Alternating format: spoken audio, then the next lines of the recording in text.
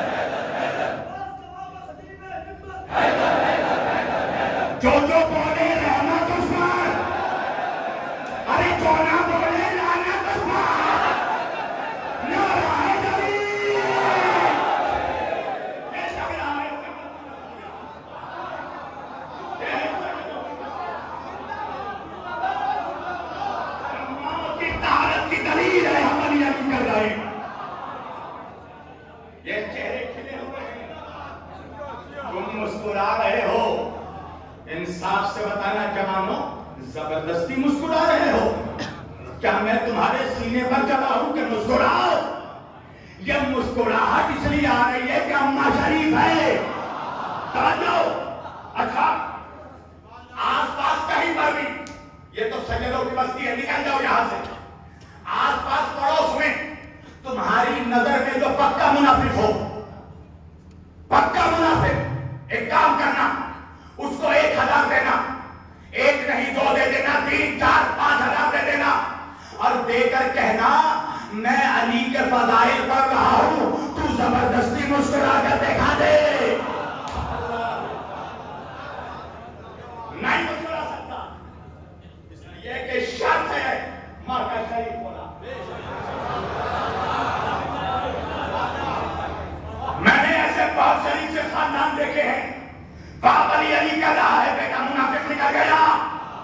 اگر کبھی ایسا دیکھو کہ ابا علی کہہ رہا ہے، بیٹا منافق ہے، تو سمجھ جانا گھر میں خراب عورت ضرور آئی ہے۔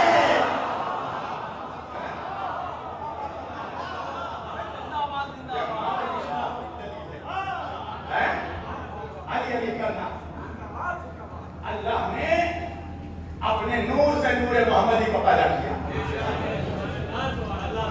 جب نور محمدی کو پیدا کیا، میرے نبی سے پوچھا گیا یا رسول اللہ نے سب سے پہلے کس شے کو پیدا کیا؟ نبی نے فرمایا اول ما خلق اللہ نوری، اللہ نے سب سے پہلے میرا نور پیدا کیا۔ کن تو آپ کب سے نبی تھے؟ نبی نے کہا کن تو نبی آدم بین الماء والطین، میں اس وقت بھی نبی تھا جب آدم مٹی اور پانی کے درمیان تھے۔ کن تو نبی آدم بین الروح والجسد، میں اس وقت بھی نبی تھا جب آدم روح اور جسم کے درمیان تھے۔ مولوی پریشان ہو کر کہنے لگا وہ کب سے نبی تھے، وہ کب سے نبی تھے، اللہ نے نبی کا نور کب سے پیدا کیا تھا، اس وقت کیا تھا؟ میں نے کہا سن، زمین نہ تھی، میرے نبی کا نور تھا، توجہ کیجئے گا، آسمان نہ تھا، میرے نبی کا نور تھا، چاند نہ تھا، میرے نبی کا نور تھا، سورج نہ تھا، میرے نبی کا نور تھا، دریا نہ تھا، میرے نبی کا نور تھا، سمندر نہ تھا، میرے نبی کا نور تھا، ستارے نہ تھے، میرے نبی کا نور تھا، سیارے نہ تھے، میرے نبی کا نور تھا، تیرا باپ آدم نہ تھا، میرے نبی کا نور تھا، موسیٰ نہ تھا، میرے نبی کا نور تھا، عیسیٰ نہ تھا، میرے نبی کا نور تھا، ابراہیم نہ تھا، میرے نبی کا نور تھا، اسماعیل نہ تھا، میرے نبی کا نور تھا، یحییٰ نہ تھا، میرے نبی کا نور تھا، زکریا نہ تھے، میرے نبی کا نور تھا، شیس نہ تھے، میرے نبی کا نور تھا، ہارون نہ تھا، میرے نبی کا نور تھا، یوشع نہ تھے، میرے نبی کا نور تھا، جبریل نہ تھا، میرے نبی کا نور تھا، میکائیل نہ تھا، میرے نبی کا نور تھا، اسرافیل نہ تھا، میرے نبی کا نور تھا، میکائیل نہ تھا، میرے نبی کا نور تھا، جنت نہ تھی، میرے نبی کا نور تھا، کوثر نہ تھا، میرے نبی کا نور تھا، عرش نہ تھا، میرے نبی کا نور تھا، فرش نہ تھا، میرے نبی کا نور تھا، کتابیں نہ تھی، میرے نبی کا نور تھا، کعبہ نہ تھا، میرے نبی کا نور تھا، صحیفے نہ تھے، میرے نبی کا نور تھا، الفاظ نہ تھے، میرے نبی کا نور تھا، حروف نہ تھے، میرے نبی کا نور تھا۔ مولوی پریشان ہو کے کہنے لگا تو پھر کیا تھا؟ میں نے کہا سن، لفظ تھا، خود نہ تھا، میرے نبی کا نور تھا۔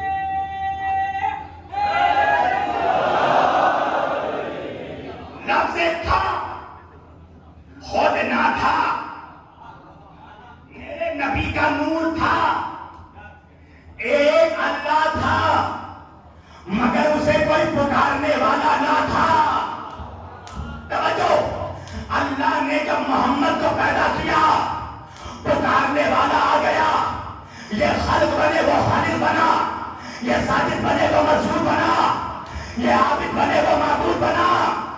اللہ نے جب اپنے نور سے نور محمدی کو پیدا کیا، اب یہ کیا کرے سیدو کہ اسی نبی کی امت میں کچھ ایسے نمک حرام مفتی موجود ہیں جنہوں نے نبی کے نور ہونے پر ہی شک کر لیا۔ توجہ، ایسے مولوی ہیں، اور فقط مولوی نہیں، بڈھے مولوی نہیں پہنچا مجمع، ہر کیٹیگری کا بڈھا ہے نا، بڑا بڈھا، مجرا بڈھا، چھوٹا بڈھا۔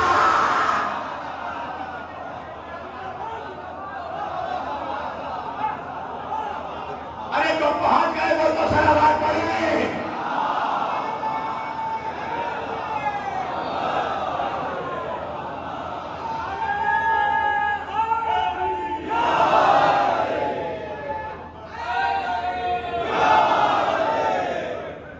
نبی کے نور ہونے کا ہی انکار کر دیا۔ میں نے کہا تو ہی بتا، اللہ نے نبی کو کاہے سے پیدا کیا؟ پہلے نے کہا اللہ نے نبی کو مٹی سے پیدا کیا، دوسرے نے کہا اللہ نے نبی کو ہوا سے پیدا کیا، تیسرے نے کہا اللہ نے نبی کو پانی سے پیدا کیا، چوتھا بوٹا شام سے آ گیا۔ ارے اللہ جانے لگا کہا ہے، کہنے لگا اللہ نے نبی کو آگ سے پیدا کیا، ایک نے کہا مٹی سے، ایک نے کہا پانی سے، ایک نے کہا ہوا سے، ایک نے کہا آگ سے۔ میں نے کہا تیری مرضی ملا، تو جس شے سے بھی تیرا دل چاہے تو خلقت محمدی مان لے، مگر شرط یہ ہے کہ جس شے سے بھی تو خلقت محمدی مانے گا اس شے کا وجود محمد سے پہلے دکھانا پڑے گا۔ بہت بڑا جملہ کہہ دیا میں نے۔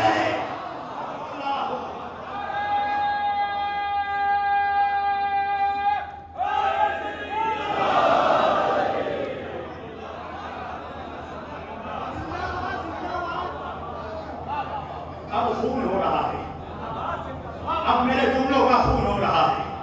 بہت بڑا جملہ تھا آج کے مجلس کا، جس شے سے بھی خلقت محمدی مانے گا اس کا وجود محمد سے پہلے دکھانا پڑے گا، اور محمد سے پہلے فقط اللہ، اور اللہ ہے نور السماوات والارض، زمین و آسمان کا نور۔ تو پھر جب فقط نور تھا تو نور سے نور پیدا ہوا ہوگا۔ تو اللہ نے جب نور محمدی کو پیدا کیا تو پیدا کر کے کہا لولا کا لما خلقت الافلاک، محمد اگر تجھے پیدا نہ کرتا تو جہان کو پیدا نہ کرتا۔ تو میرے نبی نے شکر کا سجدہ کیا۔ اب سوال یہ ہے، مولوی پڑھ کر آگے بڑھ گیا، میں وہی رک گیا۔ میں نے کہا بھگوڑے مولوی، بھاگنے نہیں دوں گا۔ توجہ، اتنی آسانی سے تو بھاگ نہیں سکتا۔ کہا کیا ہو گیا؟ میں نے کہا تو نے یہ تو بتا دیا کہ نور محمدی نے شکر کا سجدہ کیا، یہ بھی بتانا پڑے گا کس چیز پر سجدہ کیا۔ اس لیے کہ زمین تھی نہیں، آسمان تھا نہیں، مٹی تھی نہیں، ہوا تھی نہیں، پانی تھا نہیں، تو کس پہ سجدہ کیا؟ کہنے لگا نور نے نور پر سجدہ کیا۔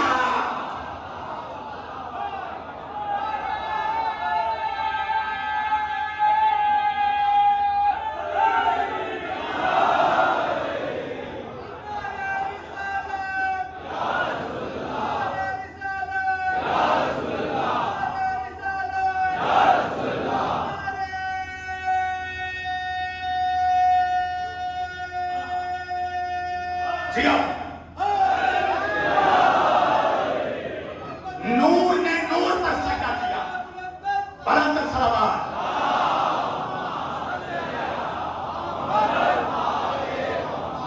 نور نے نور پر سجدہ کیا۔ تو بھائی جب نور نے نور پر سجدہ کیا تو نور سے نور کی حدت ٹکرائی، نور سے نور کی شدت ٹکرائی۔ جب نور سے نور محمدی ٹکرایا تو نور محمدی کے جبین نور سے نوری پسینے کے قطرے بہنے لگے۔ اللہ نے کہا محمد میرے حبیب، میری قدرت کو یہ گوارا نہیں ہے کہ تیرے جبین نور سے بہنے والے نوری پسینے کے قطرے برباد ہو جائے۔ میرے نبی نے کہا پروردگار کیا کرے گا؟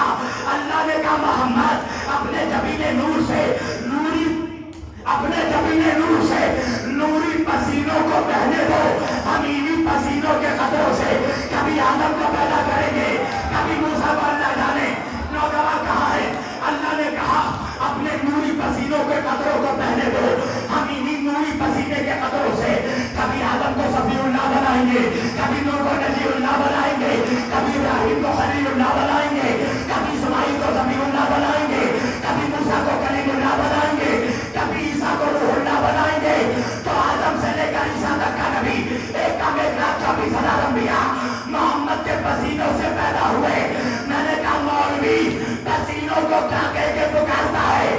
مولوی کہنے لگا آدم علیہ السلام، موسیٰ علیہ السلام، عیسیٰ علیہ السلام، ابراہیم علیہ السلام، اسماعیل علیہ السلام۔ میں نے کہا تو پریشان بھی ہو جاتا ہے جب میں کہتا ہوں علی علیہ السلام، حسن علیہ السلام۔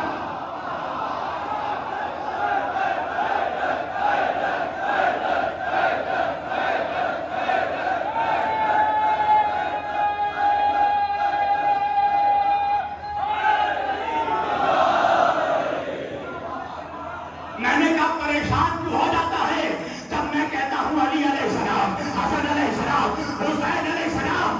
میں نے کہا تجھے رشتوں کی بھی تمیز نہیں؟ ارے جو پسینوں سے پیدا ہو وہ تو علیہ السلام، جو خون محمد۔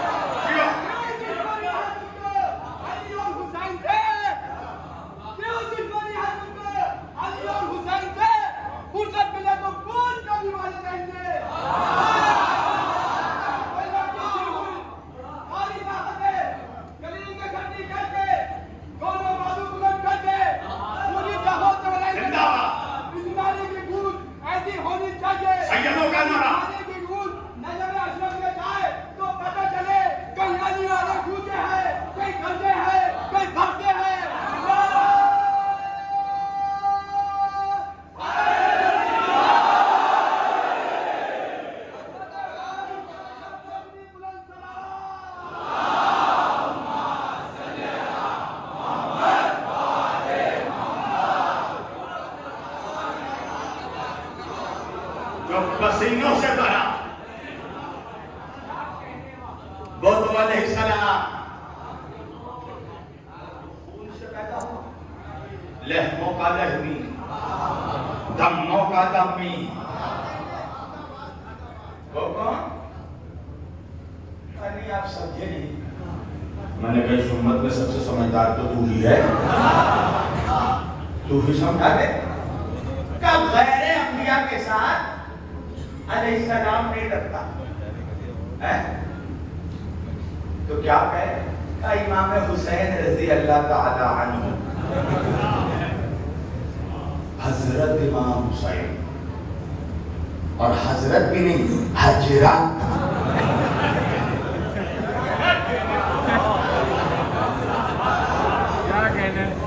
رضی اللہ تعالی عنہ۔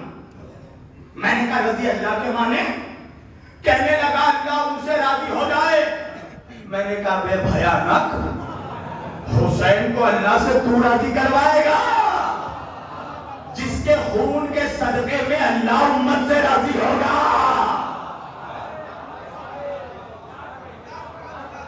کہنے لگا آپ سمجھے نہیں، علیہ السلام فقط نبیوں کے نام کے ساتھ لگتا ہے، غیر انبیاء کے نام کے ساتھ علیہ السلام نہیں لگتا ہے۔ میں نے کہا تو مجھے یہ بتا، جبریل کو تیرے باپ نے نبوت دی تھی؟ مجھے دکھاؤ نوگاوا کے سیدوں، کسی مولوی نے بھی کبھی کہا ہو جبریل رضی اللہ تعالیٰ عنہ؟ ہر فرقے کا مولوی کہتا ہے جبریل علیہ السلام۔ میں نے کہا منحوس باپ کے منحوس بیٹے، تجھے رشتوں کی بھی تمیز نہیں ہے۔ جبریل غلام مصطفیٰ ہے، حسین اولاد مصطفیٰ۔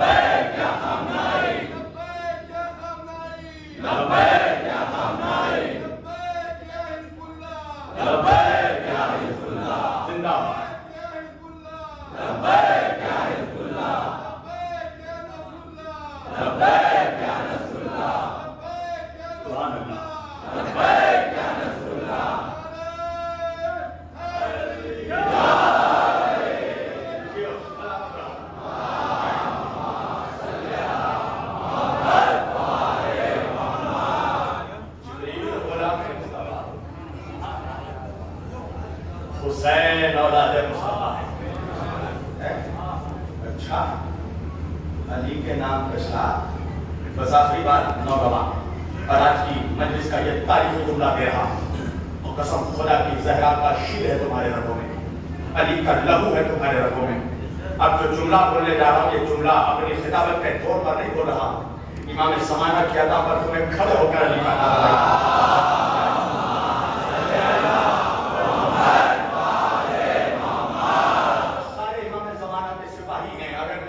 دلیل کے ساتھ ہو تو کھڑے ہو کر نعرہ لگانا سجدو، تاکہ پتہ چلے کہ سادات کی بستی میں شبیر واسی پڑھ رہا ہے، اس بستی میں پڑھ رہا ہے جہاں حسین کا لہو موجود ہے. علی کے ساتھ علیہ السلام لگانے میں پرابلم ہے، اور ویسے بھی علی کا نام آنے پہ مولوی کا گلا خراب ہو جاتا ہے.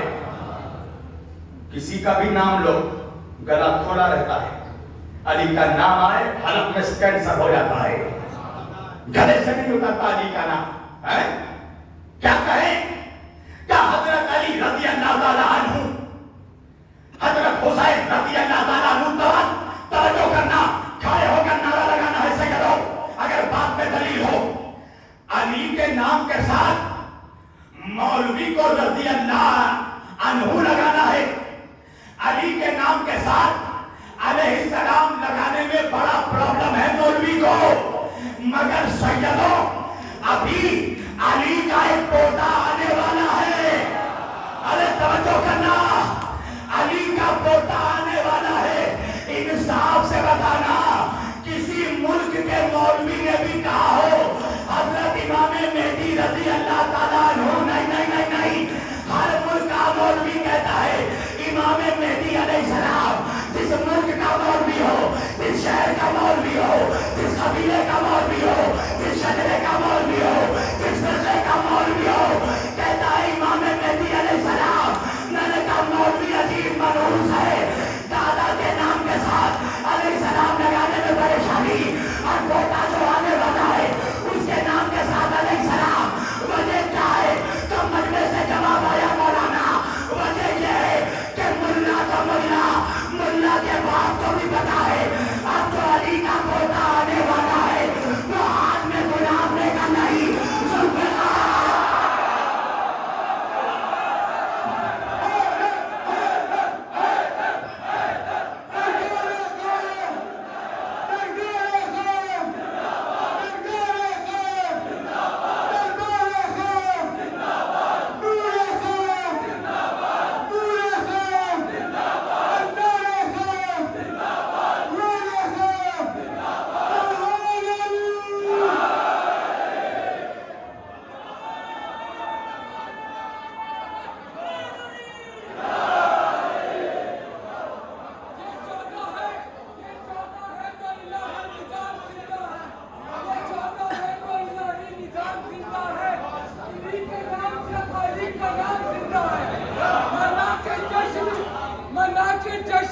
بتاتے ہیں ہم زمانے کو، ہمیں وہ لوگ ہیں جن کا ایمان زندہ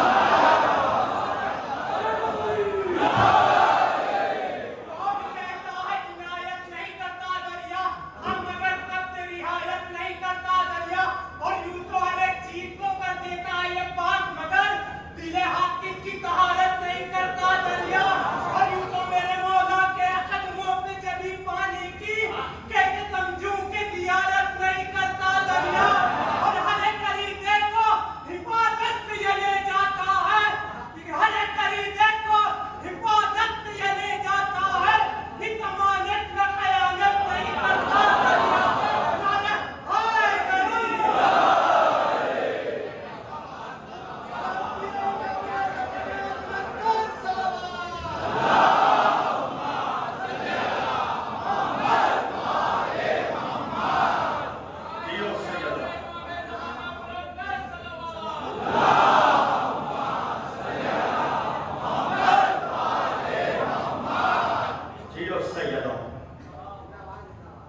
زہرا تم سے راضی ہوں، اللہ آپ سے راضی ہوں.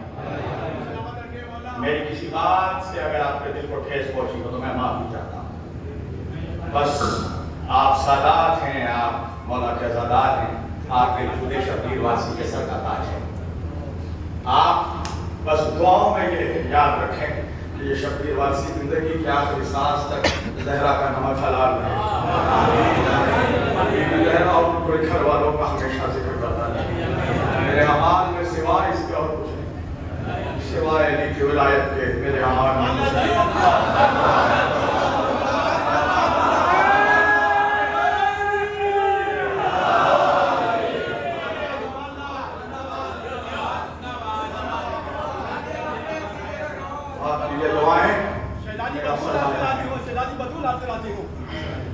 آپ کی یہ دعائیں میرا سرمایہ ہے. میں نوجوان کے سادات کا شکر گزار ہوں کہ آپ نے مجھے سے بہتر العباد طالب علم کو اپنی بستی میں شرف بخشا کہ میں آپ کے جد کا ذکر کروں. ہمارے اعمال میں کچھ نہیں ہے. میری ماں نے مجھے بچپن سے حسین کا نام لینا سکھایا. میری ماں مجھے انگلیاں پکڑ کر لے جاتی تھی حسین کی مجلس میں. میں جب بھی منبر پہ بیٹھتا ہوں 2 ماؤں کی دعائیں لے کر بیٹھتا ہوں. ایک اپنی ماں کی دعا، ایک حسین کے ماں کی دعا. اور یہ صرف بی بی زہرا کا صدقہ ہے جو میں بول رہا ہوں. اتنی مجلسیں پڑھنے کے بعد جب کبھی گلا بیٹھ جاتا ہے تو سوچتا ہوں دوسرے دن تفریح کیسے کروں گا. صرف بی بی زہرا سے بھیک مانگتا ہوں مجلس پڑھنے سے پہلے، اور یہ ان کی عطا ہوتی ہے. اور مقصد مجلس یہی ہے کہ سیدہ کو راضی کرنا ہے. اس لیے کہ زہرا نے دعا کی تھی ہمارے لیے.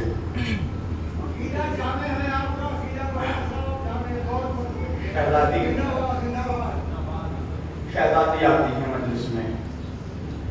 ہمارے اعمال میں کیا ہے رب کو کبھی بیٹھ کر سوچنا. میں ایک بات ہاتھ جوڑ کر کہوں گا جوانوں، کبھی عزاداری کو رسم مت سمجھنا، خلوص سمجھنا. تم خوش نصیب ہو کہ تمہیں ورثے میں عزاداری ملی ہے.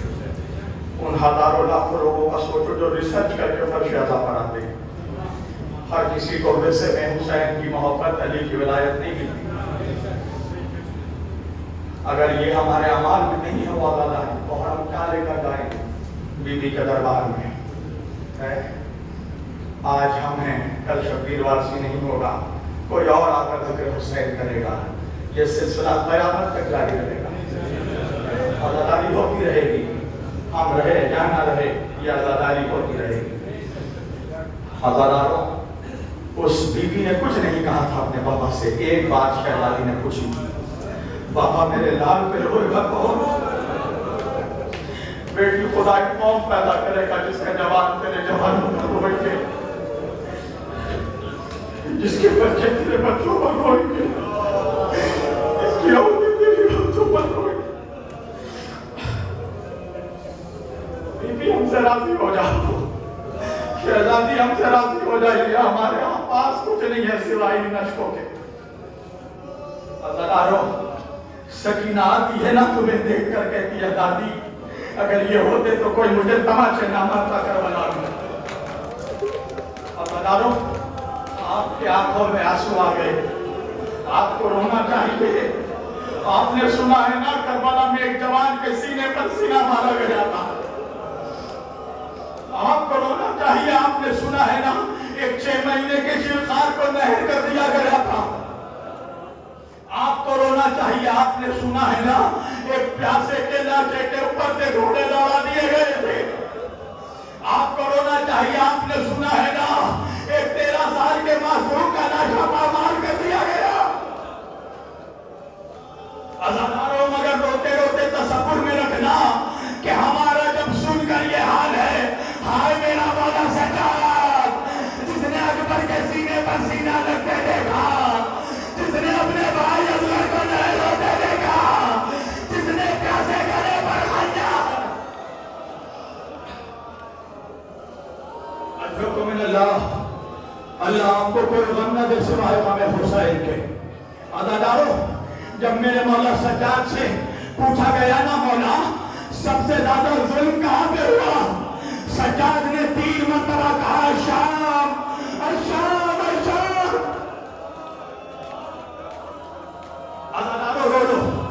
اس لیے کہ تمہارے رونے پر آج کوئی پابندی نہیں ہے. سجاد کو رونے نہیں دیا گیا. تم رونے میں کمی مت کرنا. تمہاری بچیوں کو کوئی تماچے نہیں مارے گا. تمہاری بہنوں کے سروں سے کوئی چادر نہیں چھینے گا. کربلا کے بعد سجاد کو کسی نے مسکراتے نہیں دیکھا.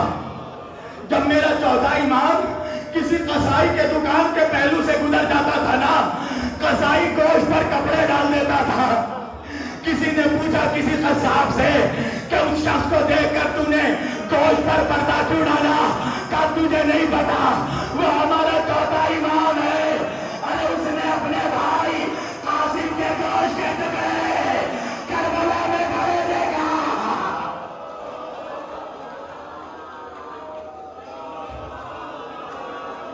3 مرتبہ کہا مولا نے الشام الشام الشام.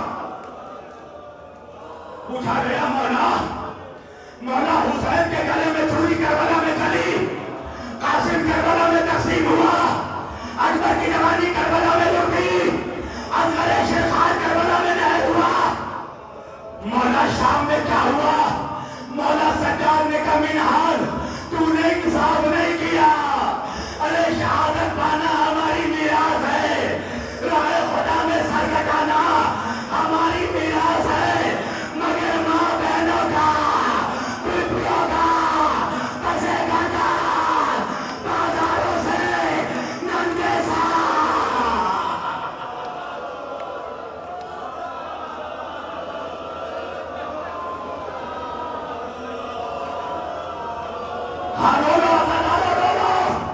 آج رباب کو سکینہ کا پرسا دینا ہے.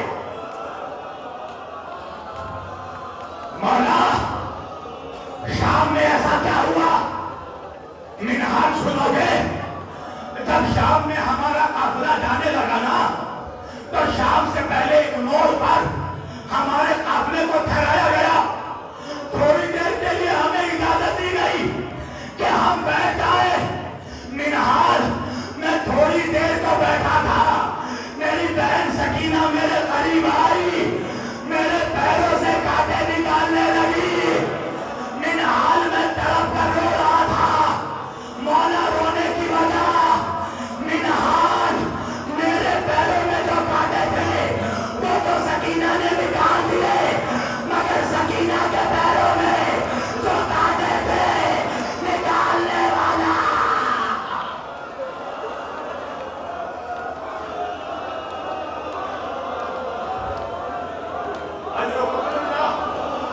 خدا کوئی غم نہ دے سوائے ہمیں حسین کے.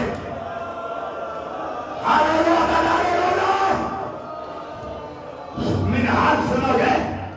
جب شام کے دروازے پر ہمارا قافلہ پہنچا تو ایک منادی دینے والے نے ندا دی, شام والوں باغیوں کا قافلہ آ گیا.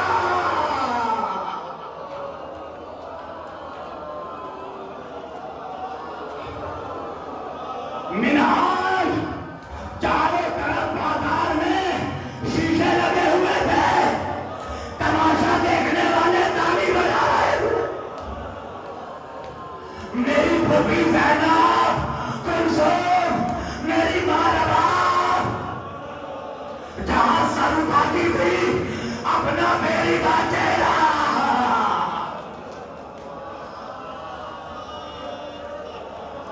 کا منہاج جیسے ہی اعلان ہوا نا, باغیوں کا قافلہ آ گیا. ارے کہیں سے نیزے, کہیں سے گورے, کہیں سے پتھر, جس کو کچھ نہ ملا بالا خانوں میں عورتیں گئی. گرم کھولتا ہوا پانی ہمارے اوپر. سکینہ بھیا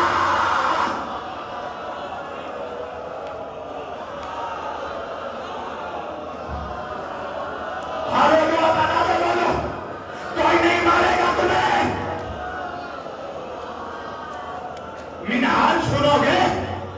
میری پھوپھی سیدہ کی بیٹی کو دربار کے دروازے میں کھڑا رکھ دیا گیا. وجہ یہ تھی شرابی شراب پی رہا تھا. علی کی بیٹی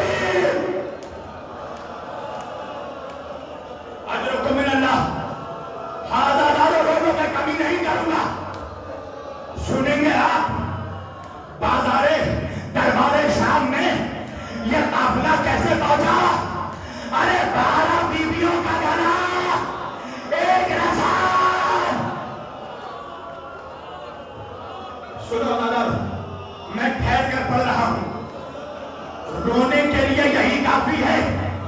12 گنا، 1 رسن اور بیچ میں سکینہ کو باندھ دیا گیا. پتا ہے سکینہ کو بیچ میں باندھنے کی وجہ ساری بیویاں لمبے قد کی تھی. ظالم چاہتا تھا جب بیویاں چلے سکینہ پھانسی لگ کر مر جا.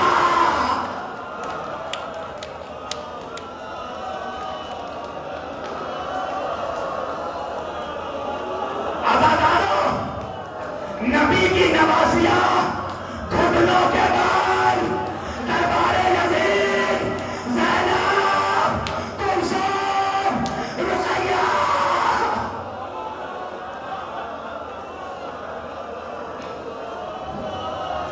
کھڑا کیا گیا بیویوں کو. ایک مرتبہ یزید لعنتی نے شمر سے پوچھا، شمر ان میں وہ بچی کون ہے جسے حسین سینے پر سلاتا تھا؟ اولاد والوں سینے میں ہاتھ رکھ لینا. شمر لعنتی نے سکینہ کی طرف اشارہ کیا. یزید نے سکینہ کو دیکھا. بچی تیرا نام کیا ہے؟ سکینہ نے جواب نہیں دیا. دوسری مرتبہ پوچھا، بچی تیرا نام کیا ہے؟ سکینہ نے جواب نہیں دیا. ایک مرتبہ یزید نے شمر کو دیکھا. شمر یہ بچی میری گستاخی کر رہی ہے. ارے شمر ملعون بڑا، بچی کے بالوں کو پکڑا، چہرے پر تماچا. سجاد نے آواز دی، میری سکینہ، میری بہن.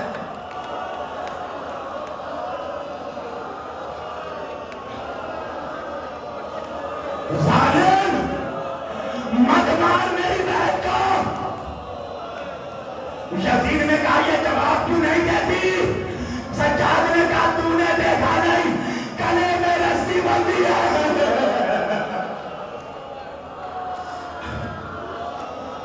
یزید نے حکم دیا شمر بچی کے گلے سے رسی کو ڈھیلا کیا جائے. عزادارو سنو گے، رسی تو ڈھیلی کی گئی مگر گلے سے بچی کے خون کا فوارہ.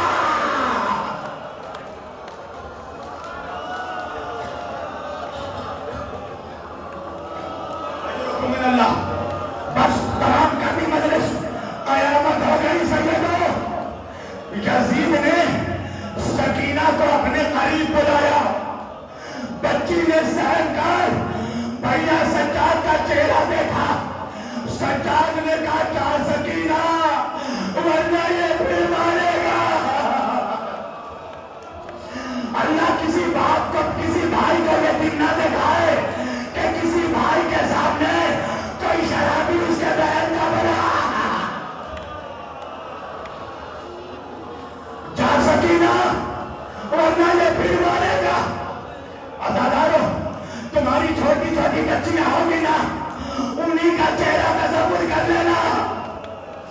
سکینہ سہم سہم کر شرابی کے پاس گئی. یزید نے پوچھا تو ہی وہ بچی ہے جسے حسین سینے پر سلاتا تھا؟